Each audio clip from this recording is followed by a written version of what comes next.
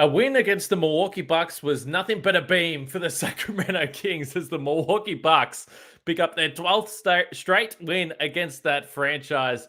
And ultimately, they were too big, too strong, and too physical over 4 quarters in this matchup. We're going to talk about Jrue Holiday's offensive performance. We're going to talk about Giannis scoring 30-plus points in 8 straight games, and a little bit about the defense as well. There is plenty to break down. People are jumping in the stream, so let's get started. You are Locked On Bucks, your daily Milwaukee Bucks podcast, part of the Locked On Podcast Network, your team every day. Welcome to Locked On Bucks. My name's Kane Pittman. You can see and hear me on this show Monday to Friday, and also find my work over at ESPN. And as we always do, in a post-game pod, along with every other podcast, actually, to be fair. We thank you for making Locked On Bucks your first watch or first listen of every single day, particularly to those that are in the YouTube stream now and just jumping in the YouTube stream to have some fun over the next 25 to 30 minutes here, breaking down the Bucks 126-113 win over the Beam team, over the Sacramento Kings, the much improved Sacramento Kings, we should say. Today's episode is brought to you by LinkedIn, and specifically LinkedIn Jobs. LinkedIn Jobs helps you find the qualified candidates you want to talk to faster. Post your job for free at linkedin.com/lockedonnba. So I mentioned right off the top, it was a 126-113 final. It took until the fourth quarter, really, for the Bucks to break free in this game. They outscored the Kings 29-19 in this game. So you say, okay, well, you held the Kings to 113 points overall with one 19-point quarter. They must have put up some points over the first part of this game, and they certainly did do so. Remember, coming into this game, the Sacramento Kings, the 4th-ranked offense overall. So we'll talk about some of the defensive stuff for the Bucks. Absolutely, we'll talk to Giannis, and happy birthday to Giannis, by the way. It is, I don't know whether I should feel sad that now he's 28. I remember young 24-year-old Giannis, just a kid playing for the Milwaukee Bucks. Now he's 28. He's getting older. But you could say that he's actually just entering his prime, which is pretty exciting. And he scored 30 straight points for the 8th straight game, 30-plus points for the 8th straight game. That's the second most all-time in Bucks history, tied with Kareem. Kareem also has the record at 16 straight. So a bit of work to do for Giannis there. We'll talk about him. But I want to start right now with Jrue Holiday. In this game, he was the one right from the start, particularly offensively, that took over this game. He finished the night overall with 31 points on 12 for 23 shooting, and that 23 shots is a big number, and we're going to get into that a little bit more here. 2 for 4 from the three-point line, so we've seen him have big scoring nights before, and sometimes it's been fueled a little bit by his outside shooting. That wasn't so much the case today, and then the other aspect I like is that he had 6 assists and just the 1 turnover. So for Jrue Holiday, 23 shots, 19 of them from 2-point territory. And when we look at the Bucks offense overall, I think that most people would agree this is not necessarily an offensive team that will go out of their way to seek out mismatches and to take advantage of whether it's a size mismatch, athleticism, whatever it may be, outside of Giannis just being too big and too strong, which we see on a nightly basis. But Jrue Holiday is the one guy that on most nights, in my opinion, plays within himself offensively. He is unselfish. He'll take the shots when they're there. He's willing to just space the floor and be an outside shooter. So far this year, he's shooting 34% from the three-point line. It's still a little bit surprising to me that he was 40+% from three last year, but he was. And he can be an efficient shooter from the outside. But what I like is when Jrue Holiday decides, almost from the outset, it's like he comes into a game and he says, I know that I can be at my best when I'm playing bully ball. And we're playing the Sacramento Kings. And it's De'Aaron Fox. It's Kevin Huerter. It's Malik Monk. Davion Mitchell is a pretty talented young defensive player, don't get me wrong. But from a physicality standpoint, Jrue Holiday is on another level at this point. So he understood that there was no one in that guard rotation that could stop him. So he was willing to take De'Aaron Fox to the post and use that quick spin move for the easy layup He was willing to back guys down from the three-point line and score over them. And I just loved it. This is Jrue Holiday at his absolute best. We see it from time to time. But when he decides that he has a physical mismatch, he is the one guy on this team that will absolutely make the most of his mismatches and his advantages on the offensive end. On the season, this is shot frequency on the season for Jrue Holiday. 39% of his shots have come from the three-point line. As I mentioned, 34% from three on the season. So that's coming up a little bit. 37% from the mid-range, and then only 24% at the rim. Only 24% of his shots are coming at the rim. And that is despite the fact that he's shooting 75% at the rim. So he has been incredibly efficient there. And that's a little surprising because it does feel like he's blown some bunnies in that range. Now, that just tells you that this guy gets high-quality shots. He makes tough shots off the wrong foot, wrong hands. I don't even know what his wrong hand is. He can shoot off both hands. But tonight, if we pull up the shot chart, and keep in mind what I just told you, so only 29% of his shots are coming at the rim. Here's Jrue Holiday's shot chart tonight against the Sacramento Kings. And out of the 23 shots that he took, let me do some quick counting here. 2, 4, 6, 7 shots outside the paint. The other 16 came inside the paint. Now, not all of those are going to be counted as at the rim, but roughly looking at that, I would say around 13, 14 of his shot attempts tonight came at the rim, where he's a 75% scorer on the season. And so there should be no surprise that Jrue Holiday overall had one of his better offensive nights for the season. Now, we're getting a few comments here that in terms of not seeking out and taking advantage of mismatches, Kendrick here, not seeking out and absolutely punishing mismatches is a Bud tradition. Now, there's no doubt that the Bucks, for the most part, have been a team that just like to run their offense. Clearly, a lot of it revolves around Giannis. So I agree that that is Bud's responsibility if he wants to really hammer home an advantage or a mismatch there. But ultimately, the Bucks offense in the half court, as we've said, has been mediocre. So maybe it is something that they need to do a little bit more. But overall, that's what stood out to me with Jrue Holiday. I thought he was absolutely sensational in this game. And it is just fun when he is the guy that gets to do that offensively, because we know all the work he does on the defensive end. So that shot chart stuff, you love to see it. And traditionally, when the Bucks play these younger teams, that is sometimes when Jrue says, hey, I've had enough of this crap. I'm just going to go score on everyone tonight. And he did that. I actually thought he was on pace for a 40-point game there at one point. I think he had the 31 all in the third quarter there. Remembering that Jrue Holiday has also missed a couple of games with the ankle stuff that he had earlier in the season, and it looked like he was trying to get his rhythm back as well. So, we had some comments earlier in the season that, hey, you guys aren't talking about Jrue Holiday enough on this podcast. So I just wanted to start with Jrue tonight because he was awesome. And another quick note as we wrap up the Jrue Holiday conversation, we talk about partnerships in this team or duos that are dominant. Now, we know Giannis and Chris Middleton together, absolutely dominant. They are a team, a pairing that is almost unstoppable, particularly in those pick and roll scenarios.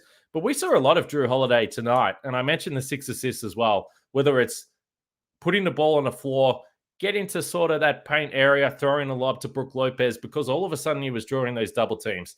Also kicking the ball out to the corner to knock down a 3 for Brook Lopez as well. So I actually like the partnership of Jrue and Brook Lopez. I've got no numbers with me right now to really confirm any of this, but it feels like when those two are on the floor, and sometimes you have Giannis and Chris on the bench, and it's Jrue, Brook Lopez, and some shooters around, it feels like you can get some nice half-court execution there as well. So Jrue Holiday, simply sensational today. We'll talk a bit more about size in this game. We have seen the Bucks absolutely bully young teams in the past, and it was absolutely the case in this game tonight. So we're going to talk about that after I talk about LinkedIn Jobs. They are the sponsor of the podcast today, and these days, every new potential hire can feel like a high-stakes wager for your small business. You want to be 100% certain that you have access to the best qualified candidates available, And that's why you got to check out LinkedIn Jobs. LinkedIn Jobs helps you find the right people for your team faster and for free. All you have to do is chuck the purple hiring frame to your LinkedIn profile. Anyone that's on LinkedIn has seen this before. Then they have tools like screening questions, which make it easier to sift through. It's a time wasting thing here. You're getting rid of the time wasting and getting straight to the point so you can quickly prioritize who you want to interview and hire. So LinkedIn Jobs helps you find the qualified candidates you want to talk to faster. Post your job for free at linkedin.com/lockedonnba. That's linkedin.com/lockedonnba to post your job for free. Terms and conditions apply. Also, make sure you check out the Locked On Sports Today podcast as well. You would have heard me talk about this in the past. Locked On Bucks is your first listen or first watch of every day. We're already fully aware of that. But for your second listen, check out Locked On Sports Today. From the games that matter to the most and biggest stories in sports, go beyond the scoreboard and behind the scenes with local experts and insights only Locked On can provide. Locked On Sports Today, available on this app, YouTube, or wherever you get your podcasts. Don't listen to people that tell you that size doesn't matter, because it absolutely mattered in this game. I mentioned the Bucks able to clamp down defensively in the fourth quarter.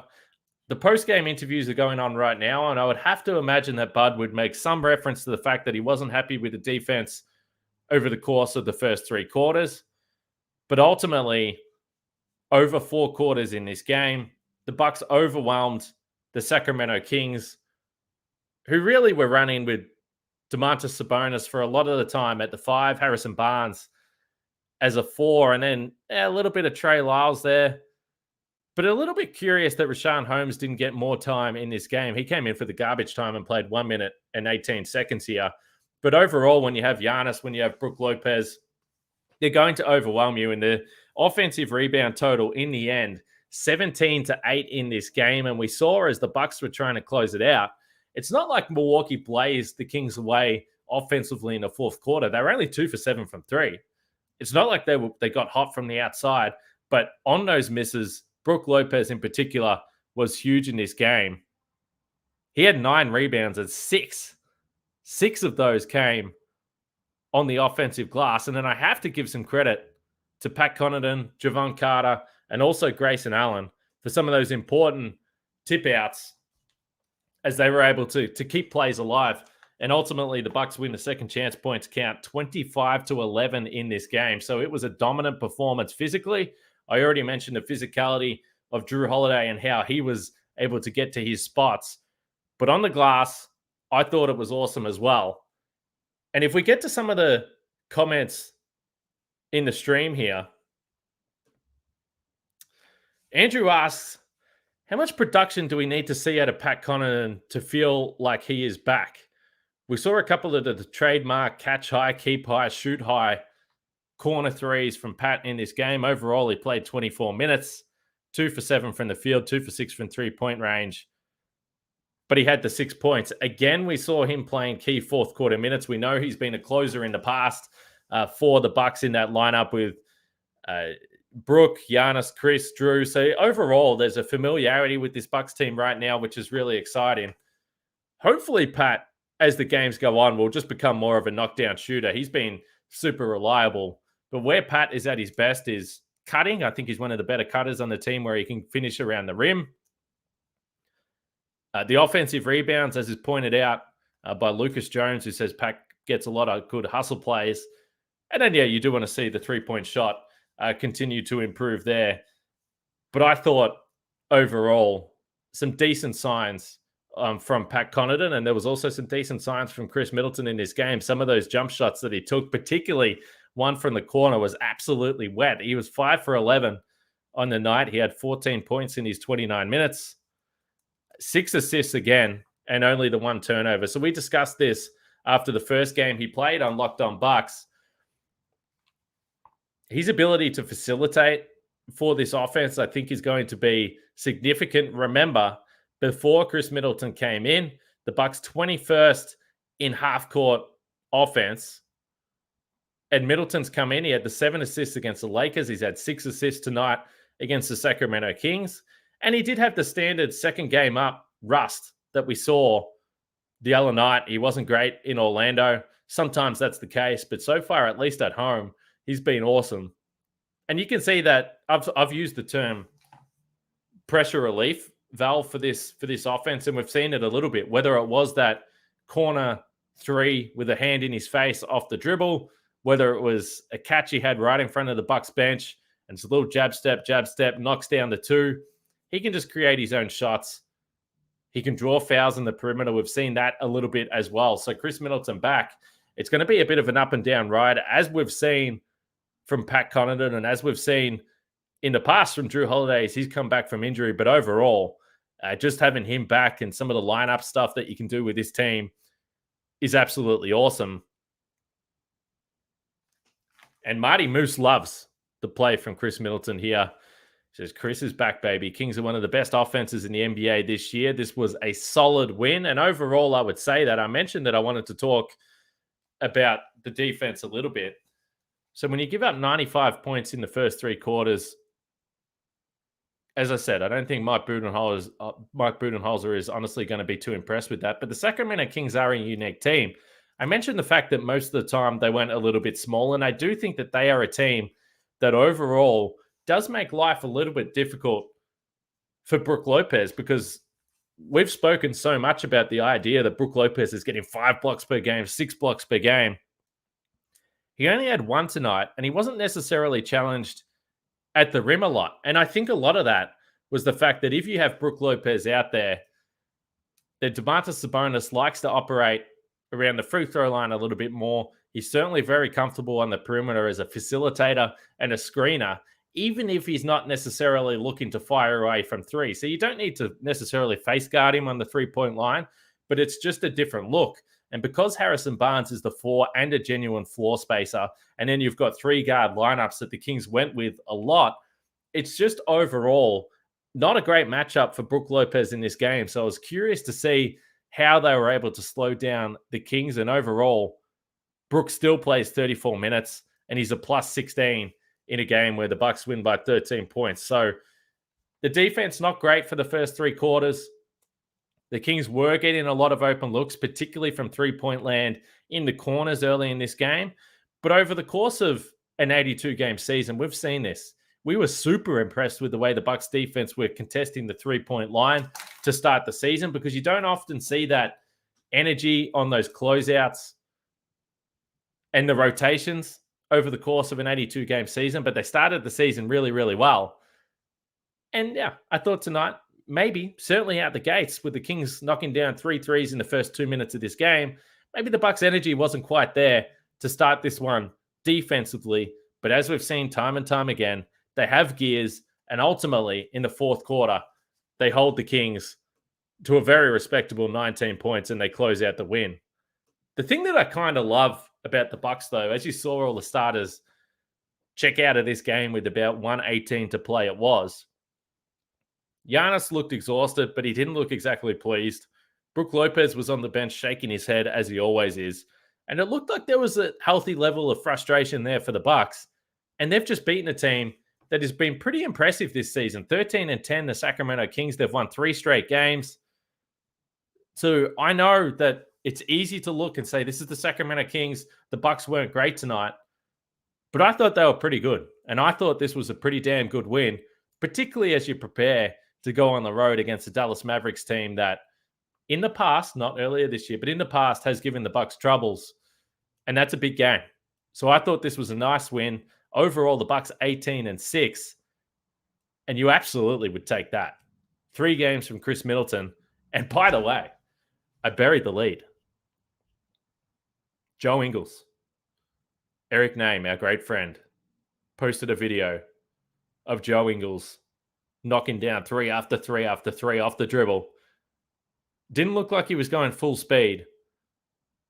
But how do you actually know when Joe Ingles is going full speed? That is a question that I would like to ask. But he was knocking them down. We talk about the pick and roll play of Chris Middleton. You add in the pick and roll play of Joe Ingles. I just love the depth of this team. I can't wait till Joe gets back into this lineup. I know assistant coach Mike Dunlap gave a little hint about potentially Christmas Day That would be a great Christmas Day present for this host of Locked On Bucks. I would be absolutely fired up about that. But just a nice little carrot that we got from Eric tonight in the pregame. And hopefully Joe Ingles isn't too far away. But it does bring me to the depth of this team because we are getting lots of questions in the stream team about the rotation. And Tim Martin says he is amazed at the depth of this Bucks team, and it really showed tonight. So I want to talk a little bit more about the depth of this Bucks team after I have a sip of water.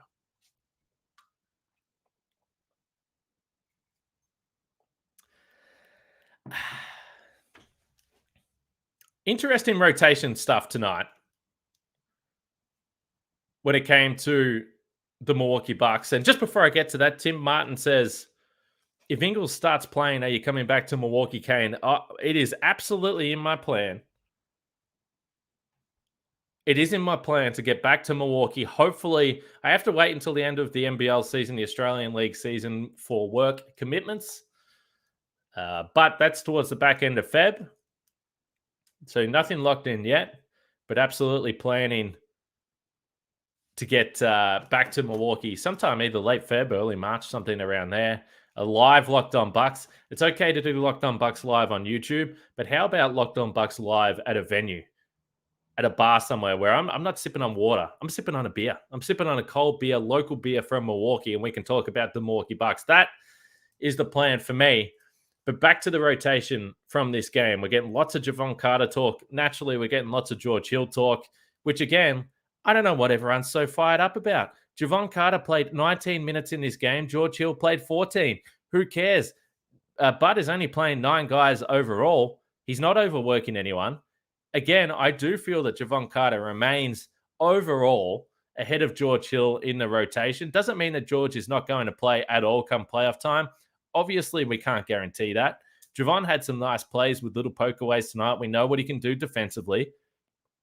But ultimately, I think he's in a better position. And I go back to the game where Jevon Carter scored, was it 36 points that he had in that game, which was just absolutely sensational stuff from Jevon. But ultimately in the postgame, I said, I had so much fun watching Jevon Carter in this game. He was simply superb. But whatever he did in this 36-point performance is ultimately not going to matter when the players come back because that's not the role that he's playing. I thought both guys have been solid. I know that there are some people that are going to watch George Hill, and it doesn't matter if he plays 10 good games in a row. They're not going to give him any credit. I don't understand the hate for George Hill. It makes no sense to me, and it hasn't from the start. But I thought they were pretty good. And ultimately, Jevon Carter played 6 more minutes than George Hill. So what's the problem? There was only 9 guys that played in this game. What about Jordan Wara, who's played some good basketball lately? What about Marjon Beauchamp, who's been sick? This is just a really damn deep team. And then I mentioned Joe Ingles, who we expect is going to come back and play as well. And Marty Moose accuses me of some Aussie bias in his commentary. Yep, no denial. I like Joe Ingles. Great fella, very funny guy. And hopefully an impactful player for this basketball team as well. We did see in the fourth quarter that Bud went to a lineup with, I believe it was George Hill, Jrue Holiday, Pat Connaughton, Chris Middleton, Giannis. That was a small ball lineup. And I can understand there's some people that said, well, it's the fourth quarter, put Jevon Carter in there. But ultimately, the Bucks went on a mini run there with that lineup. And Hill was just facilitating the offense. He knocked down the corner 3. I thought tonight was one of his solid nights. And I've said this before. If George Hill plays decent basketball and you're still telling me that he's no good and needs to be off the team, then it's hard to take those complaints seriously. Elsewhere around the NBA, Michael gives us an update that the Celtics are absolutely obliterating the Suns. That comes after the Mavericks touched them up pretty comfortably a couple of nights ago as well. And overall, I agree with Kendrick. Back to George Hill. He says if he's an aggressive and active 12 minutes a game is good for him. Yeah. I mean, I just, like, for your 9th guy, 10th guy, if everyone's healthy, he's probably your 10th or 11th player on the roster. 10 minutes isn't making a big deal here. But overall, I had fun watching the basketball tonight because for the first time in a long, long time, you didn't come into a Sacramento Kings game and thought that it was a guaranteed win for the Milwaukee Bucks. They were back in blue tonight. The blue court was back, which we love to see. For anyone in the stream, let me know, are the blue jerseys a tick or a cross? I like them with the blue court, I think it looks super clean. And overall, I was pleased that they were able to get the blue jersey back for this game. And I mentioned some of the small ball lineups that the Bucks had in this game, and Brook Lopez obviously played big minutes. Bobby Portis, not a huge impact in this game. One of the rare nights where he wasn't able to get a double-double. But other than that, there was winners right across the court for Milwaukee, in my opinion. And as I said, they improved to 18-6.